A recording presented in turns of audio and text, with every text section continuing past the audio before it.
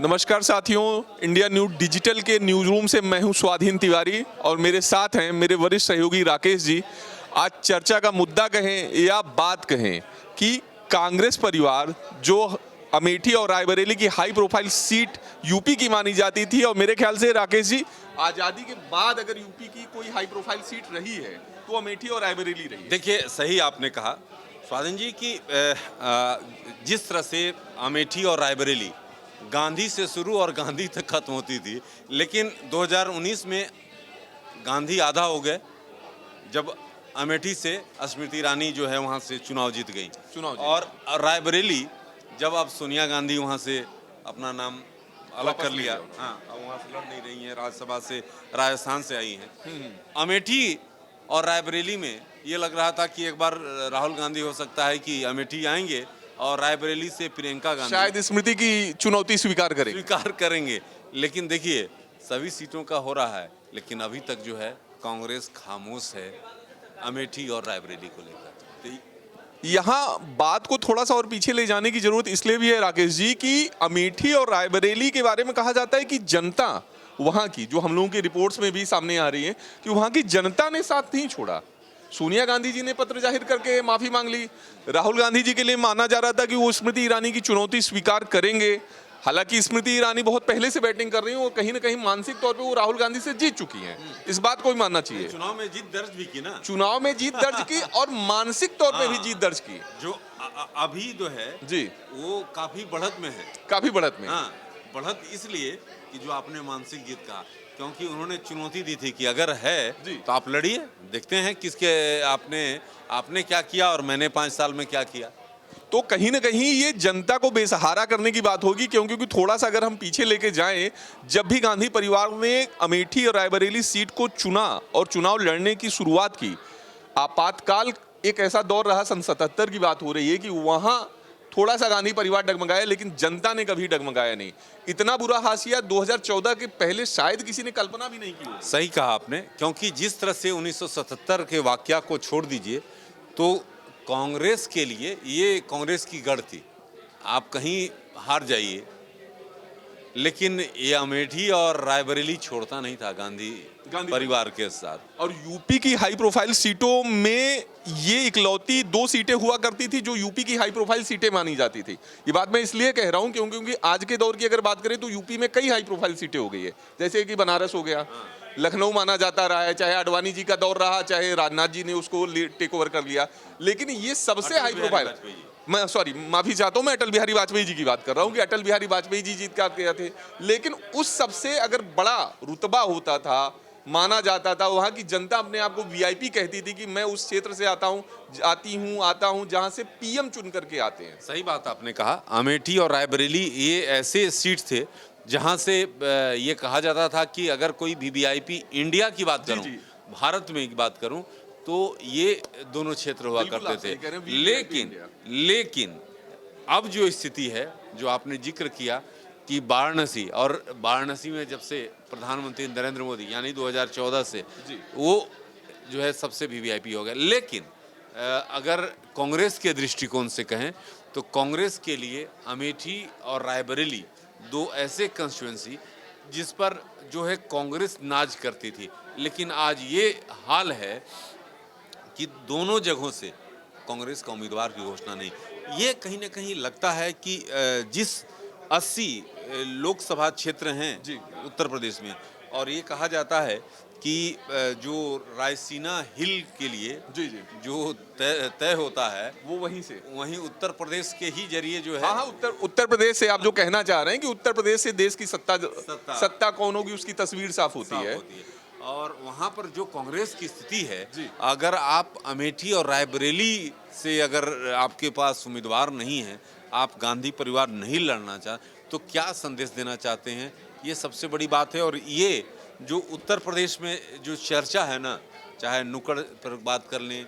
चाहे चौराहे पर बात कर लें, चाहे चाय पर बात कर लें, सब जगह ये चर्चा है कि आखिरकार कांग्रेस को हो क्या गया। अच्छा राकेश जी, इसमें मैं थोड़ी सी एक बात ये ऐड करना चाहूँगा कि जहाँ तक अंदर खाने सूत्रों के हवाले से जानकारी निकल करके आ रही है कि उत्तर प्रदेश कांग्रेस का जो संगठन है, जो मौजूदा वहाँ के अध्यक्ष हैं अजय राय, वो अपने आप में लड़ाकू माने जाते हैं। वो खुद भी कहते हैं कि मैं ग्राउंड का नेता हूं, और कहीं ना कहीं उन्होंने हाल फिलहाल जो रिपोर्ट सामने आ रही है कि उन्होंने गांधी परिवार को ये प्रस्ताव दिया कि अगर यूपी में कांग्रेस को जिंदा करना है,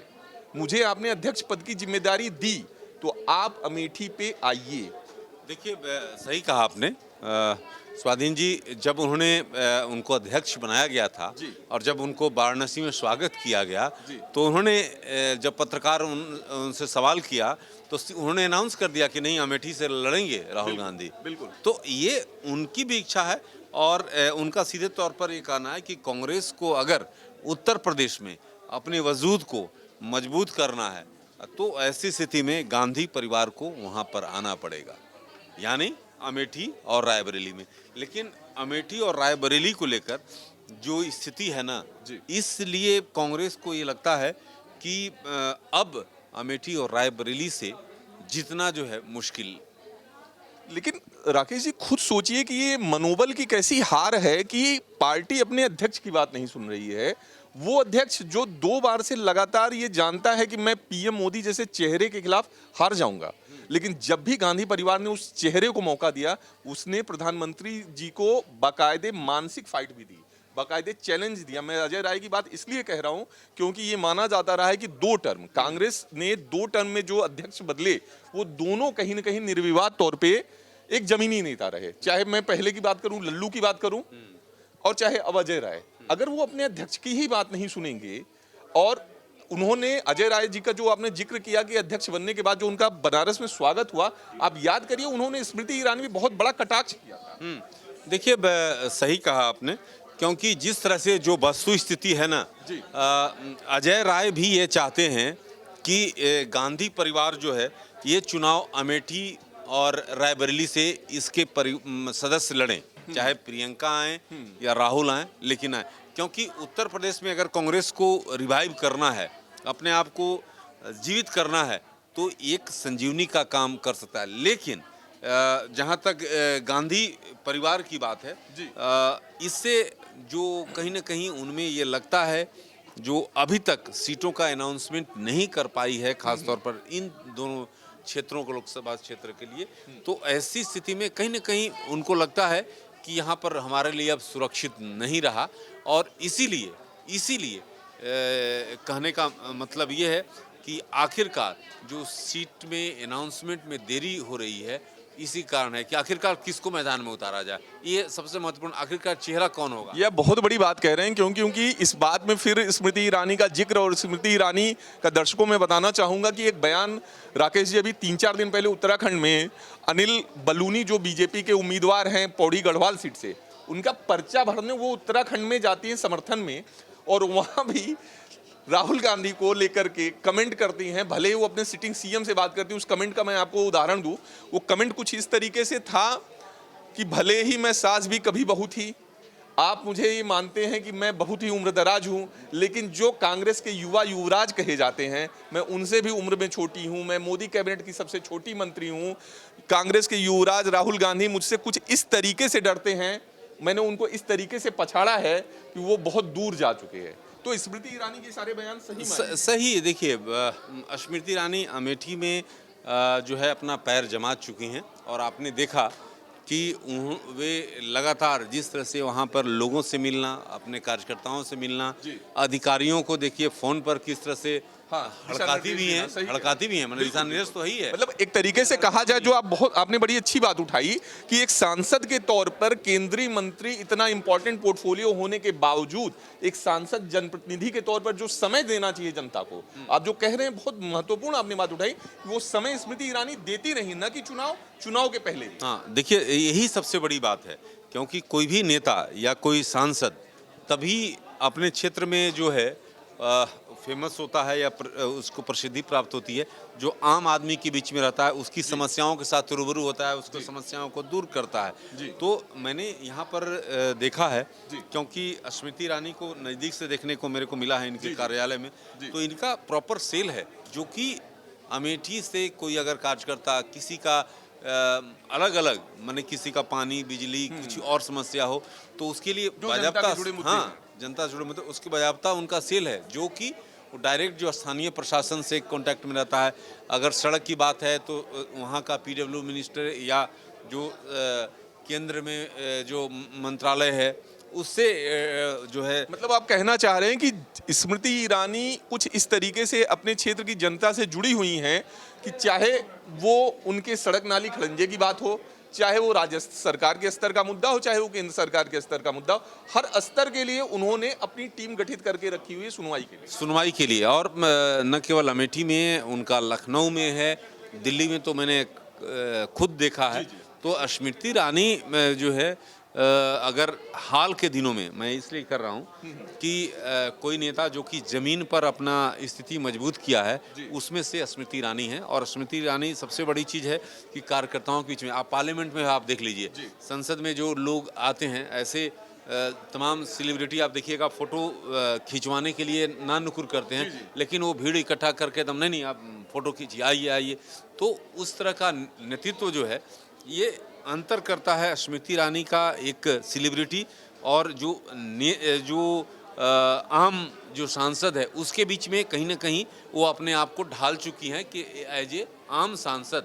जो आम नेता के रूप में किस तरह से, वो सेलिब्रिटी के नहीं, वो जो है आम आदमी। मतलब ये कहना चाह रहे हैं कि स्मृति ईरानी ने बखूबी अपने आप को एक जननेता की छवि के हिसाब से ढाल दिया है और उसमें वो सार्थक अपने प्रयास को कर चुकी हैं। और सबसे महत्वपूर्ण स्वाधीन जी है ना, जो आप बार बार आप जिक्र करें कि राहुल गांधी को लेकर उन्होंने बयान दिया, वो देखिए सीधे अटैक करते हैं। राहुल से जुड़ी हुई कुछ भी अगर बयान राहुल गांधी देते हैं तो बीजेपी का कोई नेता दे न दे, लेकिन ये पहला अटैक करती हैं उसमें कि अगर राहुल जी का बयान का मतलब क्या है या बयान जो है कितना उनका सार्थक है, तो वो आईना भी दिखाती हैं। और उन्होंने देखा कि जयराम रमेश ने हाल के दिनों में आपने देखा था कि उन्होंने जब प्रेस कॉन्फ्रेंस किया था उसमें भारत जोड़ो न्याय यात्रा जो कांग्रेस, हाँ, तो उसको लेकर महिला एवं बाल विकास मंत्रालय को लेकर सवाल खड़ा किया था। तो पूरे उन्होंने एक्स पर पोस्ट किया और पूरे तथ्य दिया, रिपोर्ट दे दिया कि मैंने, भाई आप 2004 से लेकर आपने क्या किया और 2014 से 2023 हमने क्या किया। तो ये तमाम चीज़ें हैं। और आपको अगर कांग्रेस गांधी परिवार को, जो कि हमें लगता है कि गांधी परिवार उतरने नहीं जा रहा है, चाहे आप रायबरेली की बात कर लें या अमेठी का, क्योंकि अगर रहता तो तैयारी आपको जमीन पर दिखती आपके उसको। हाँ, तो ऐसी। चलिए, जिस चर्चा की आप बात कर रहे हैं, इस चर्चा में आखिर में एक सवाल जायज बनता है, वाजिब बनता है। वो सवाल ये कि जिस पार्टी की देश में हुकूमत चलती थी, कई प्रदेशों में सत्ता चलती थी, आज वो पार्टी भारतीय जनता पार्टी के, कहना गलत नहीं होगा कि कैसे वो सवाल देखिए लाजमी है कि कैसे राहुल गांधी, जब स्मृति ईरानी माना जाना चाहिए कि पार्टी की एक सामान्य कार्यकर्ता, एक सामान्य नेता, जब राहुल गांधी इस सामान्य कार्यकर्ता है, सामान्य नेता जो खुद स्मृति ईरानी अपने आप को कहती हैं, उनको जब वो फाइट नहीं दे पा रहे हैं बतौर एक सांसद, तो क्या सवाल वाजिब है कि क्या वो बतौर पीएम, प्रधानमंत्री के चेहरे के रूप में मोदी जी को कितनी फाइट दे सकते हैं? देखिए, जहाँ तक प्रधानमंत्री का है, प्रधानमंत्री देखिए जो आम लोगों के बीच में इस तरह से उनका सकारात्मक छवि है। अगर प्रधानमंत्री किसी भी बात को रखते हैं, ऐसे प्रधानमंत्री जो बात कहते हैं, आपने कल देखा था कि ईडी को लेकर एक बड़ा बयान दे दिया। कृष्णा नगर के जो बीजेपी के उम्मीदवार हैं अमृता राय, उनसे बातचीत में उन्होंने कह दिया कि जो ईडी ने जो जब्त किया है, संपत्ति जब्त की है पश्चिम बंगाल में, जनता के बीच में हम खर्च कर दें, ऐसा मैं कानूनी सलाह ले रहा हूं। तो प्रधानमंत्री अगर इस तरह की बात, देखिए अगर इस तरह की बातें करते हैं तो उसके पीछे उनकी रणनीति होती है। तो जिस तरह से आपने देखा भ्रष्टाचार, परिवारवाद, और जहां तक राहुल गांधी की बात करें, राहुल गांधी ऐसा बयान दे जाते हैं ना कि जो उसको लेकर सवाल खड़े होने लगते हैं। तो थोड़ी सी जो यहाँ पर अंतर ये है कि प्रधानमंत्री जो हैं गंभीर सशक्त नेतृत्व के रूप में एक स्थापित हैं। राहुल गांधी को उस आधार पे थोड़ा अपने आप को लाना पड़ेगा। आपके इन्हीं शब्दों के साथ कि सशक्त नेतृत्व एक बहुत बड़ा शब्द है, एक बहुत बड़ी वाक्य है, एक बहुत बड़ा इसमें सारांश छुपा हुआ है। दर्शकों, आप समझते हैं कि कांग्रेस के साथ हाल फिलहाल जो एक समस्या खड़ी हो रही है, सशक्त नेतृत्व की। दर्शकों, ये सवाल, ये शब्द हम आपके भरोसे छोड़े जाते हैं। आप तस्वीर काफ़ी हम साफ कर चुके हैं। अमेठी रायबरेली सीट पर कांग्रेस परिवार को या गांधी परिवार को जो एक डर सता रहा है कि क्यों वो खड़े हों। नमस्कार।